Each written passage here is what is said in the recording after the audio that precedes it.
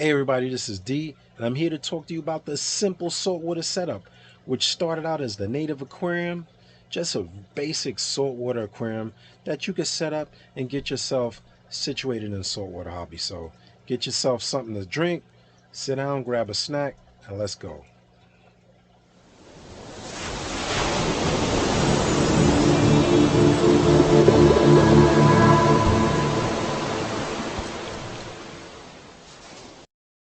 So one of the questions I get a lot at the aquarium meetings is, what do I need to set up a saltwater tank? I know it's something that you hear time and time again, and it can really be intimidating for those of you that have been keeping freshwater aquariums for a long time. But I just want you to know that most of the requirements are basically the same. Don't get intimidated by chemistry. Don't get intimidated by equipment. Don't get intimidated by all the breakdowns associated with coral, which can be avoided just setting up a simple saltwater tank. Behind me, I got what I set up here quite some time ago.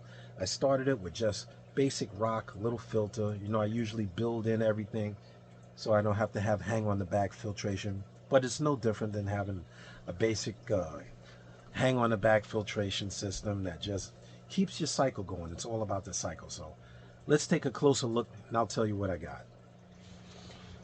So here it is, basic setup. What you're looking at here is a 40-gallon breeder. It's got about, I'd say, 15 to 20 pounds of sand, not live sand, just regular sand. Doesn't even have too much live rock. All of the rock that was here is dry rock. If you want to find out the initial setup, you can go back and click on this video that I'll put up here that shows you when I initially set and built this tank. But it's basically a 40-gallon breeder. I do have a hang on the back filter that I use to polish the water, which is running right now. That's an Aqua Clear 50. We'll zoom in on it for you. I don't run that all the time. It has a little bit of activated carbon in it, a little filter sponge, and I use that to polish my water from time to time, or if I feel like I want to run carbon. I don't run carbon all the time, but just to show you can run one of these. If I was going to get a full-time hang on the back filter, I would probably get a larger Aqua Clear, like the 500, something like that. One of the bigger Aqua Clears that are rated for like 50 to 75 gallons. And that would do perfectly fine, just filtering the water, keeping it pristine, keeping the fish happy and healthy. And that's pretty much a really simple prospect. So the fish I have in here have changed a while. I'm basically trying to keep this little pair of special snowflake clownfish. I have black snowflake, another clownfish in there, and I have a rabbit fish in there. I have a coral banded shrimp. Just a nice assortment of fish that are happy and healthy together. There's no coral in there, although I do have some mushrooms that I just pulled out from the tank above because I just had too many mushrooms, and I just kind of put them in here. The tank is operating off this little filtration area that I built into the tank because I just wanted to experiment with nothing hanging on the back. And I like to have all of my equipment built in so I don't have to worry about overflowing, top off, or anything like that. One of the things that you'll notice is I keep it real. A lot of saltwater what do you call that? Salt creep. I couldn't get the words out of my mouth.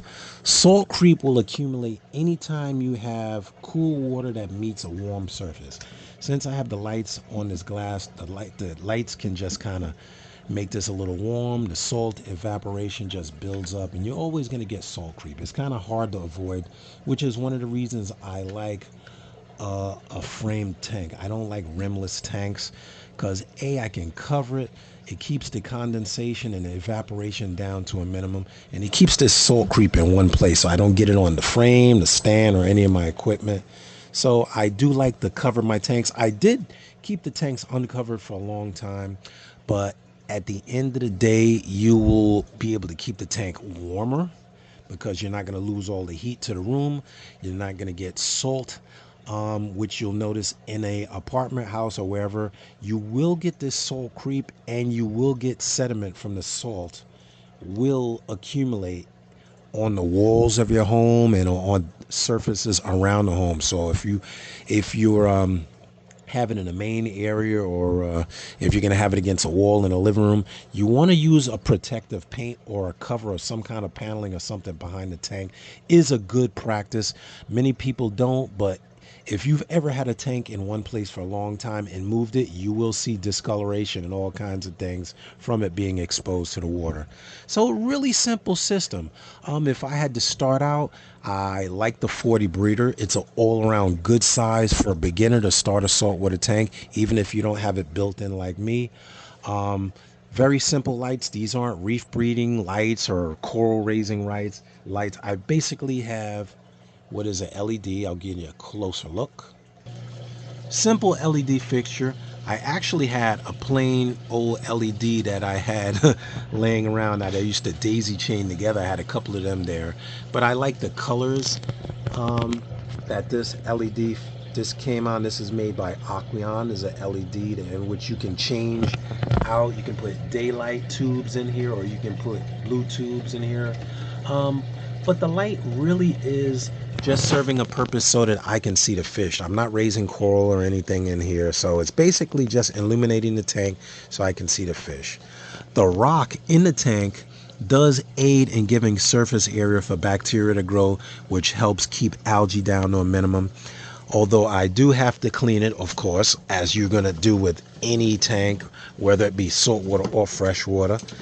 Just stirring up that sand, doing little water changes. This is a 40-gallon tank, so my water changes are in the midst of about 10 gallons I do at any given time, with the very least being 5-gallon water changes.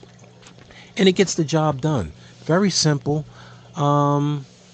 Heater. I got I believe this is a 150 watt heater. I have biomedia here, which you can see. Keep biomedia here, so if I do want to do anything to the tank, take rock out or make any changes, I'll have biological filtration still present in the tank. When I do the water changes, I take this out and I just shake it in the water that I take out to remove any sediment that may accumulate in there. One of the other things is, you'll notice I have a bubbler in there. Just got an air stone in my little fake clam here, which I just noticed it keeps the pH really kind of stable. Maybe it's same thing you're doing by having a protein skimmer, which injects air into the water column. But if you're not using a protein skimmer, as I am not using one here, this tank has been running for about 2 years now. Really trying to get these guys to breed. They've been around this damn flower pot for months. But anyway, I like the fact that air injection kind of keeps the water stable, and I know that the water is oxygenated, and keeps the fish happy and healthy. I'm regularly checking my levels. I check the pH. I don't check calcium or alkalinity because, once again, this isn't a reef tank. This is just what we call fowler tank, a fish only with live rock. Once the rock's been in here for a long time, it becomes live rock because bacteria inhabit the rock and it becomes live rock. So for what it's worth, if I wanted to start another saltwater tank, I could take this rock out and put it in another tank and help populate the new tank with healthy live bacteria. So this is just a simple little example of how you can set up a saltwater tank for those that may be intimidated by the theory. No matter what you do, an aquarium is an aquarium. Let's just remember the rules of an aquarium. Care for the fish, water changes, testing. Most important thing. 3 things. Care for the fish. That means watch your fish. Look for signs of unhappiness or unhealthy things like scratching or rubbing or scars. Water changes never hurt. That keeps your water stable, keeps the fish happy, and you can always tell when your fish aren't happy. Believe me, just like people can tell when other people aren't happy. You can always tell they act funny or act crazy. You'll see algae, it looks crazy, and just test your water. Good old-fashioned test kits. I don't know at what point we became so digital. Digital tests are great, magnificent, but I like the good old-fashioned test kits. No matter how you're testing, whether it be high-tech or low-tech, test your water. It doesn't hurt. I hope this is happy and healthy information for you guys. I hope it builds your confidence that you can set up a saltwater tank and it doesn't have to be overly complicated. And if you have any questions, leave them in the comments below. I love to hear from you guys. Until next time, this is D from Brooklyn, keeping my sanity by keeping aquariums and trying to help people along the way. So, love, peace, and hair grease, everybody. See ya.